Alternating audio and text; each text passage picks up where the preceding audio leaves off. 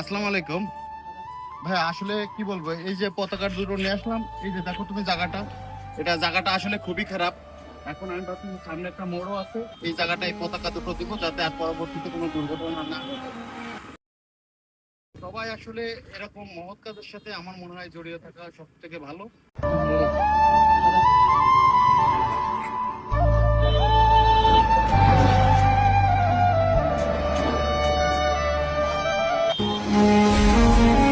দেখেন, এই যে এখানে আগের দিন একটা আসলে গাড়ি পড়ে গেছিল, এই কারণে এই জায়গাটা দিলাম। আর এখানে খুবই জঘন্য পরিমাণে একটা কড়া মোড়, মোড়টাও খুব খারাপ।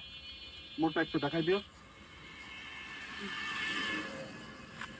যাক, সবাই আপনারা যে যেখান থেকেই আছেন এবং আমার ভিডিওগুলো দেখেন, প্রত্যেকে আপনারা এরকম কাজের সাথে সবাই জড়িত থাকবেন।